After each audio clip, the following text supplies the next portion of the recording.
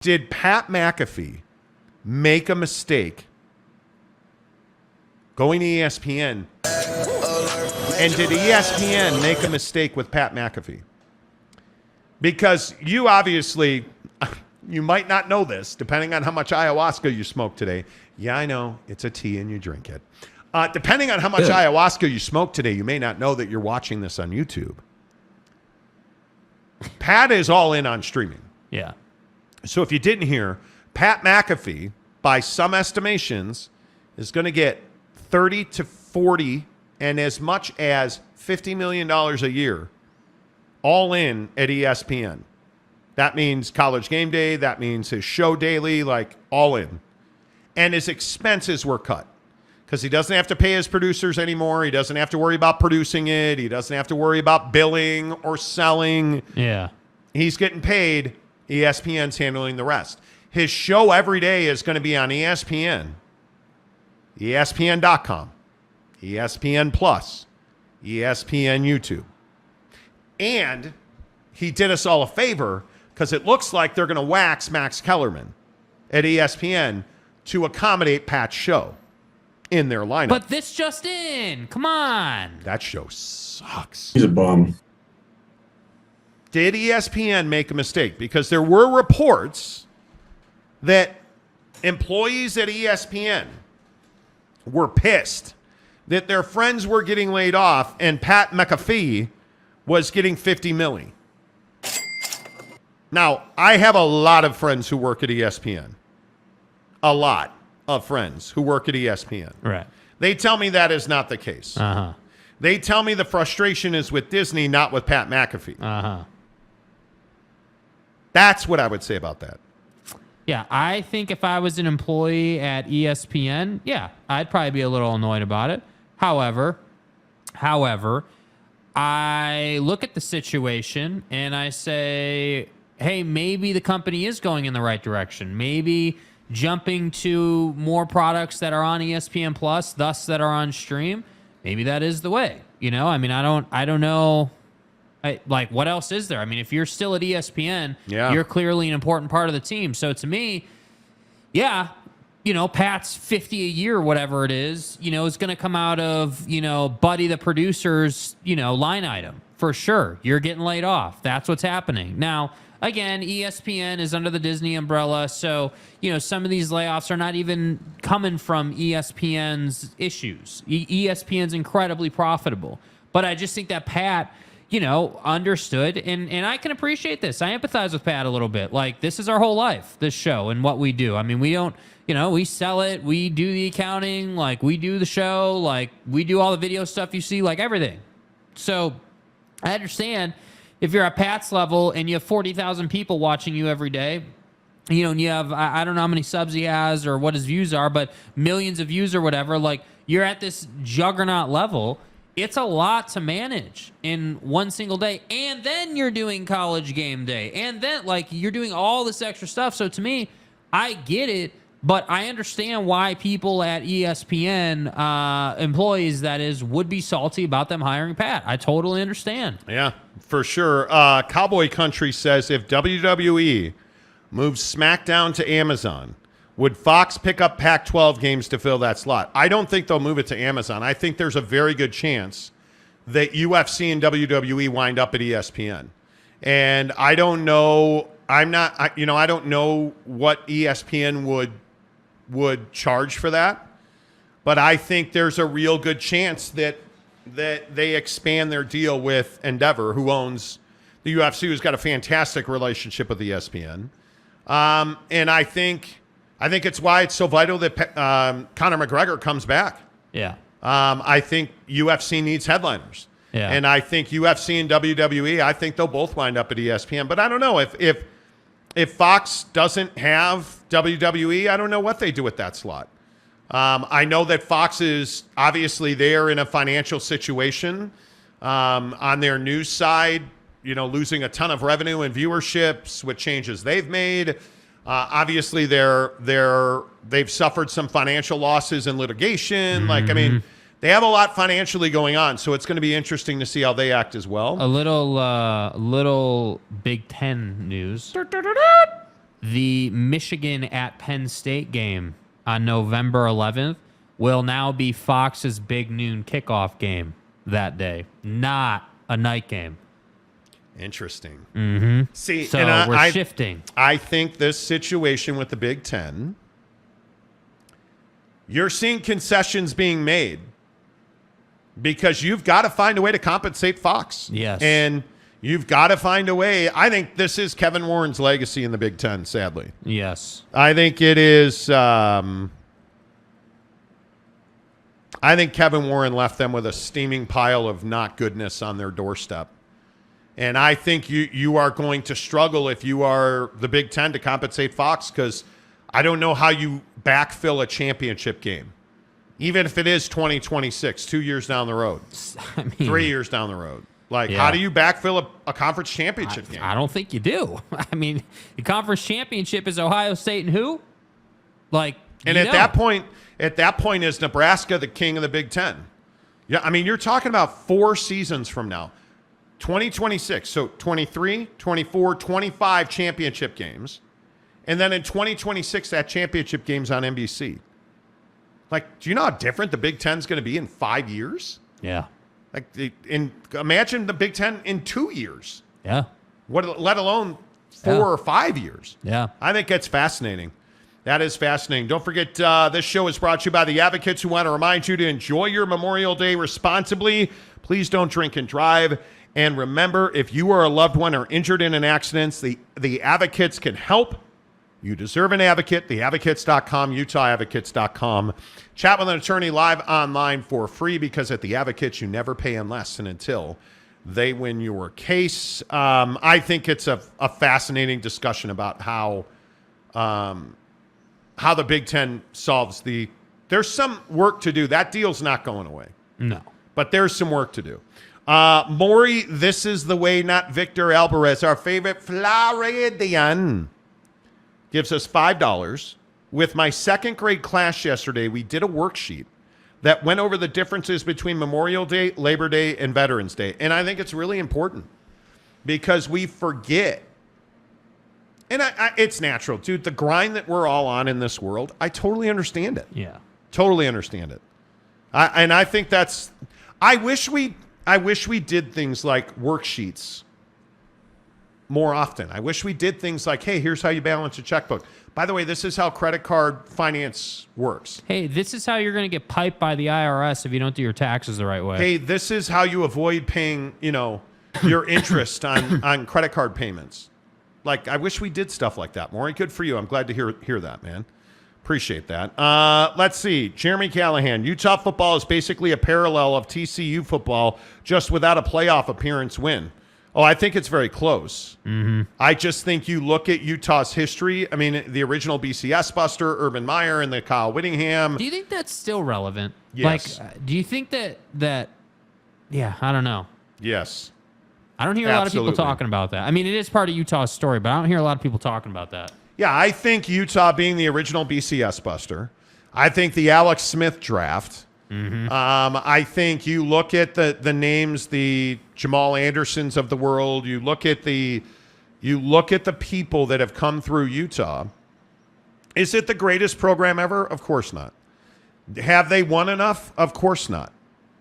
But the idea that Utah has no value on or off the field is... Yeah, that's just not true. I understand it to a certain extent because people look at Utah as those crazy Mormons. They're wearing their underpants and drinking their decaffeinated beverages. Yeah. Like, that's what you hear. I hear it all the time, almost on a daily basis, talking about Utah football. Yeah. And it's just not the case.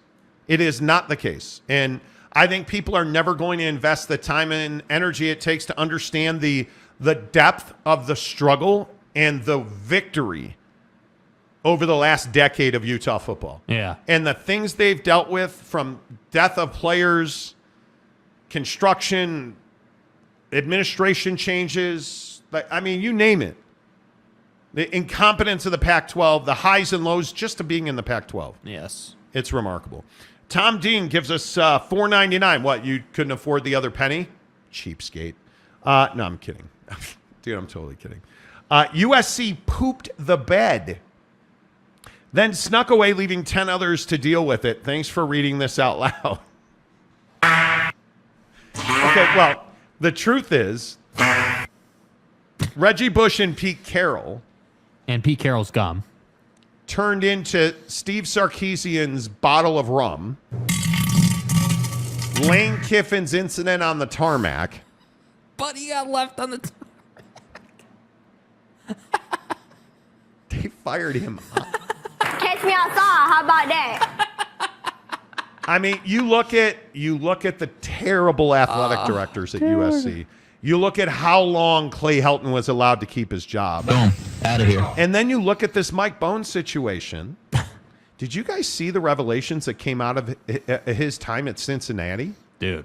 Oh, my God. And USC never looked into that. Yeah, didn't know anything about it.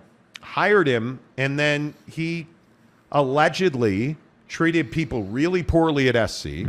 Talked, commented on a woman's, dress, her hair, her weight, her appearance, multiple times with allegedly multiple different women, according to reports.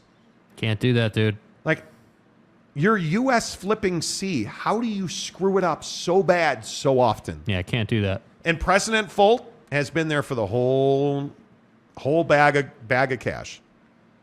And now you're out looking for another athletic director in a time where you should be on cruise control because Lincoln and the football program are absolutely crushing. Bronny's coming to play basketball. You're going to the Big Ten. Like, USC should be absolutely on the ascent. And then your athletic director was an asshole and treated people terribly. And you fired him for it. After he did the same thing at his previous job that you didn't know about. Yeah. That's incredible. You're USC, dude. You are USC. It's incredible. Big, bad, brass bulls. Bulls. Monty, what makes you so certain the Pack will survive? Is it because they've been here since forever? I love that. They've been here since forever, bro. And the mere thought of the demise is unthinkable, or likely you have a crystal ball. I think, you know what I think it is? It's not what you've always done, because I'm a huge believer that people who do what they've always done get the same result they've always gotten. We really did. That's mediocrity. I think you have 10 presidents and chancellors who are resolute in the belief that they are better staying together. They believe it. There's all 10 of them. Every single one of them, if they had their way, if you said best case scenario is what?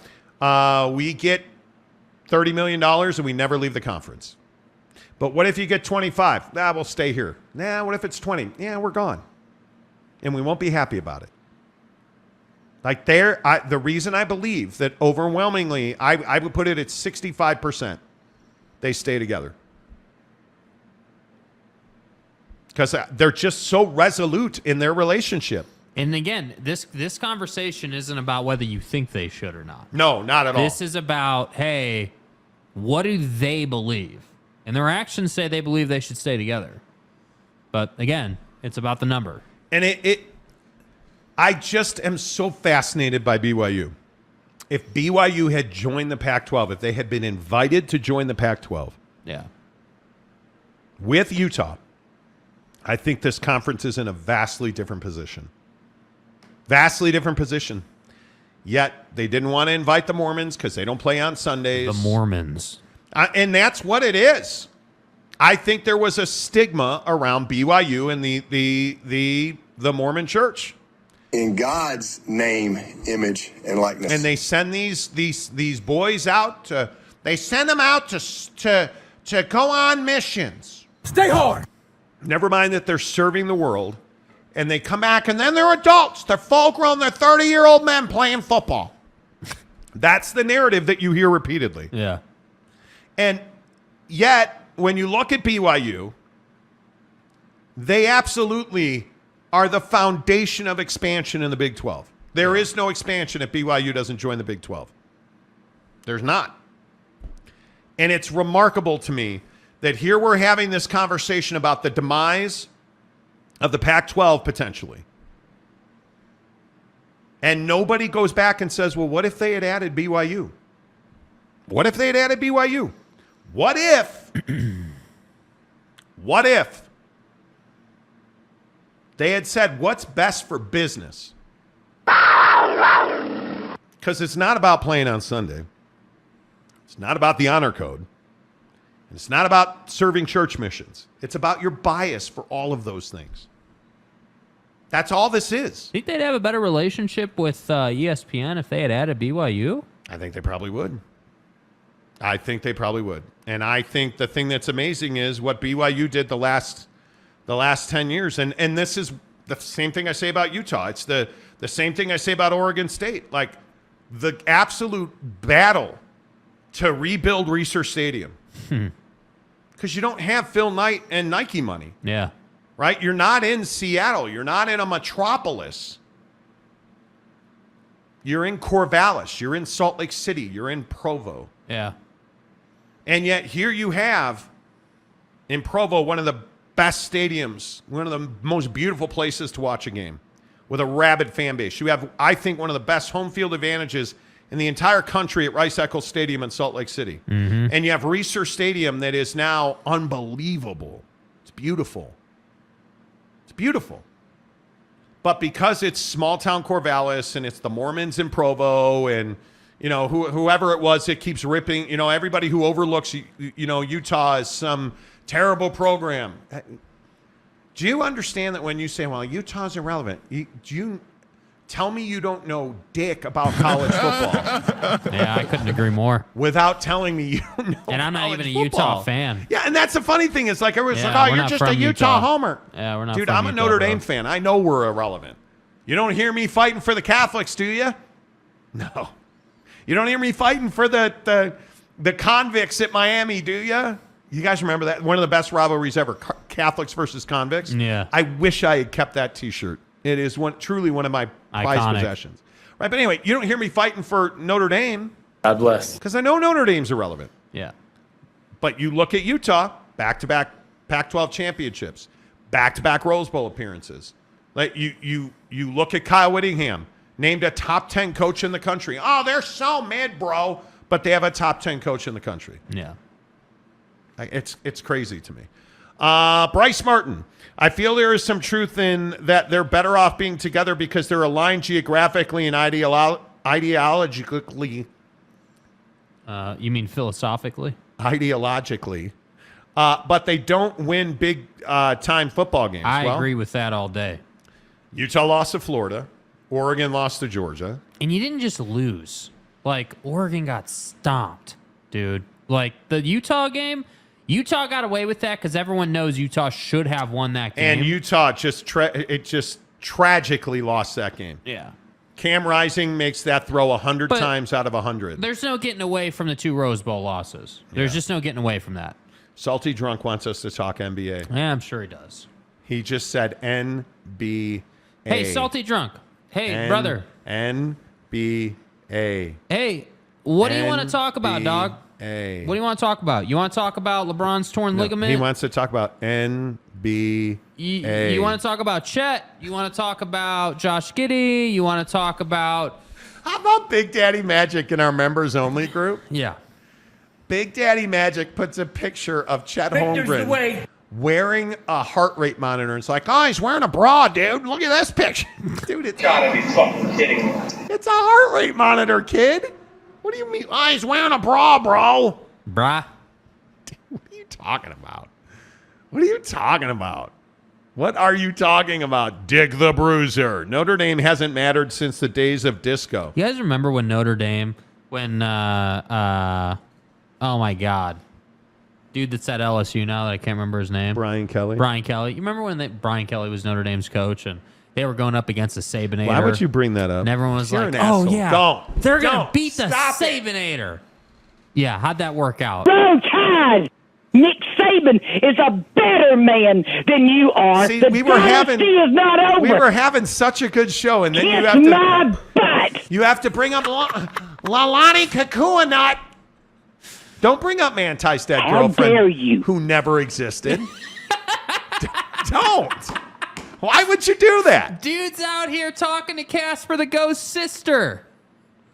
You guys remember Manti Te'o was talking to somebody he thought was a girl that turned out to be a dude? Lie detector test determined that was a lie.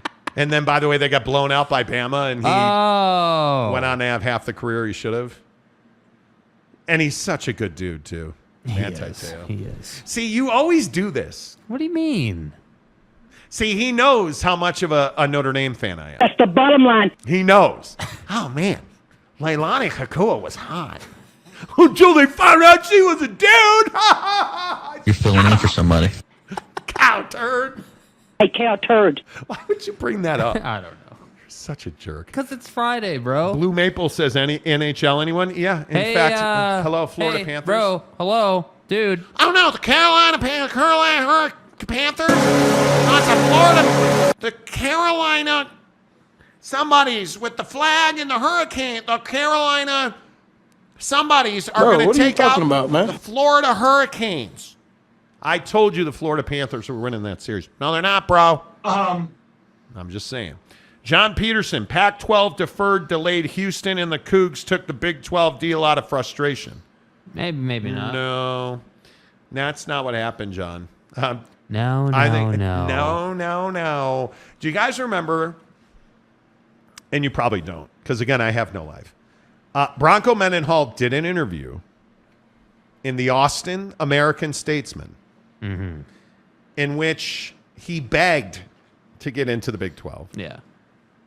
While he was about to play Texas and Taysom jumped over the Longhorns, while I was at Longhorn Steakhouse. Wow, that's convenient.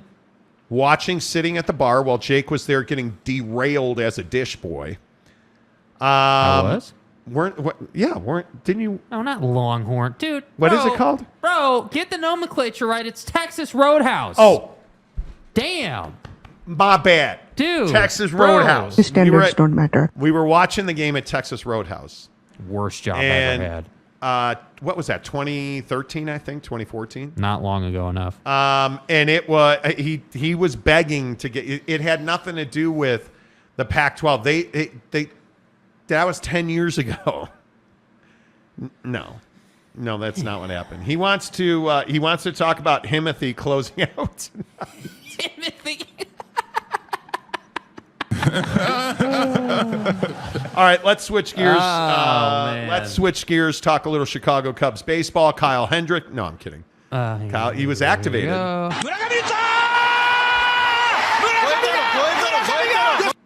Sorry. This hour of the show is always brought to you by our good friends at Bucked Up, baby. You want to know why I have so much energy? Buckshot. I told you guys I took a buckshot about 2 hours ago. Turn the other way. Turn. There you go. Took a buckshot about 2 hours ago. I am lit. I feel great. I have mental clarity. It's why Salty Drunk is here, because he knows that not only am I a good-looking dude, but I have mental clarity because I use quality products that don't cause me to crash. That's why Bucked Up is the official energy partner of the Monty Show. In the links below, please don't take my word for it. You can get their brand new Buck Bar from Bucked Up. You guys, so good. The salted caramel, bros. I'm telling you, I've had all of them, and they're all exquisite. The salted caramel is the best one by far, and I have trouble finding bars I like. You know how you just chew into a bar and it's like, oh, God, again? No, not on these ones. They taste good. They're low glycemic, which is huge. They use quality, high quality protein powders, whey protein isolate, which is different than whey protein. I'm telling you guys, whether it's refueling after a workout, I had a buckshot this morning when I went before I played golf. I went and did a bunch of chipping and putting this morning. Felt great. Thought through it. Had one of the best chipping sessions I've ever had. Got off the course, ate a bar, felt like $1 million. Like, it works. The thing that's impressive about Bucked Up is their products just work. So get in the description below. They want to give you a sampler pack of their Buck Bars that are brand new. Send them right to your door for free. They'll give you 6 Buckshot samples for free. They'll send them right to your door. Just click the link, fill out the information, good to go. Go and get it. And by the way, if you're somebody that uses supplements all the time, use the promo code Monty to get 20% off at checkout at buckedup.com. I love their supplements. I use their greens. I use their collagen peptides. I use their protein powders, their pre-workouts. Like everything in their line just works. It does exactly what it says. And the other thing I think is important, they have high stimulant. They have low stim. So if you only want 100 milligrams, like these buckshots are 100 milligrams of caffeine. They have pre-workouts. They have energy drinks that are 100 milligrams. In the white can, they call them low stim because they have zero sugar, and they also have 100 milligrams of caffeine. You're a big boy. You need more caffeine. You really had a long night. Did you call me fat? Yeah, I did, you chubby. You want to do a better workout? Get the black can. Get the LFG. Get the high stimulant that's got 300 milligrams of caffeine in it, and it just works. In the description below, get your free buckshot and your free sampler pack of Buck bars.